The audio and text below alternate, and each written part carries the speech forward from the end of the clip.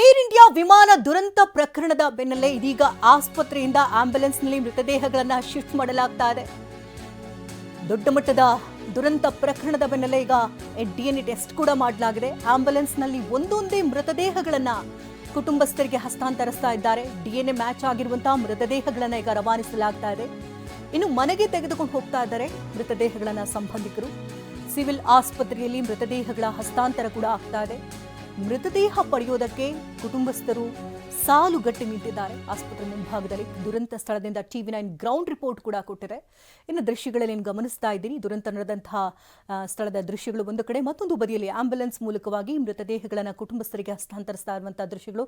ಈಗಾಗಲೇ 19 ಮೃತದೇಹಗಳು DNA ಕೂಡ match ಆಗಿದೆ. ಇನ್ನು 35ಕ್ಕೂ ಹೆಚ್ಚು DNA ಮ್ಯಾಚ್ ಆಗಿದೆ ಅಂತ ಕೂಡ ಹೇಳಲಾಗ್ತಾ ಇದೆ.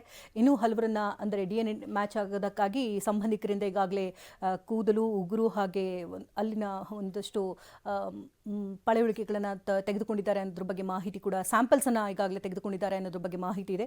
ಇನ್ನೇನು DNA ಮ್ಯಾಚ್ ಆದ ನಂತರದಲ್ಲಿ ಅವರ ಸಂಬಂಧಿಕರಿಗೆ ಶವವನ್ನು ಹಸ್ತಾಂತರಿಸಲಾಗುತ್ತೆ. ಇನ್ನು ಸಂಬಂಧಿಕರ ಮೃತದೇಹವನ್ನು ಹಸ್ತಾಂತರಿಸ್ತಾ ಇರುವಂತಹ ದೃಶ್ಯಗಳು ಅಂದರೆ ದೊಡ್ಡ ಮಟ್ಟದಲ್ಲಿ ಸಂಬಂಧಿಕರು ಆಸ್ಪತ್ರೆ ಮುಂಭಾಗದಲ್ಲಿ ಜಮಾಯಿಸಿದ್ದಾರೆ. ಮೃತದೇಹಗಳನ್ನು ಕೊಂಡೊಯ್ಯುವಂತಹ ನಿಟ್ಟಿನಲ್ಲಿ ದೊಡ್ಡ ಮಟ್ಟದಲ್ಲಿ ಸಂಬಂಧಿಕರಿಗಾಗಲೇ ಬರ್ತಾ ಇದ್ದಾರೆ. ಏರ್ ಇಂಡಿಯಾ ವಿಮಾನ ದುರಂತ ಪ್ರಕರಣದ ಬೆನ್ನಲ್ಲೇ ಆಸ್ಪತ್ರೆಯಿಂದ ಆಂಬ್ಯುಲೆನ್ಸ್ನಲ್ಲಿ ಮೃತದೇಹಗಳನ್ನು ಶಿಫ್ಟ್ ಮಾಡ್ತಾ ಇದ್ದಾರೆ. ಇನ್ನು DNA ಮ್ಯಾಚ್ ಮಾಡೋದು ಕೂಡ ಈ ಸಂದರ್ಭದಲ್ಲಿ ಕಷ್ಟ ಸಾಧ್ಯ ಆಗ್ತಾ ಇದೆ. ಒಂದು ಕಡೆ ವಿಮಾನ ದುರಂತದಲ್ಲಿ ಸುಟ್ಟು ಕರಕಲಾದಂತಹ ದೇಹಗಳನ್ನು ಒಂದು ಕಡೆ ಸಂಗ್ರಹಿಸಿದ್ದಾರೆ. ಹಲವು ಸಂಬಂಧಿಕರ ಸ್ಯಾಂಪಲ್ಗಳನ್ನು ಈಗಾಗಲೇ ಸಂಗ್ರಹಿಸಿದ್ದಾರೆ. ಪ್ರತಿನಿತ್ಯವೂ ಕೂಡ DNA ಟೆಸ್ಟ್ ಮುಂದುವರಿತಾ ಇದೆ.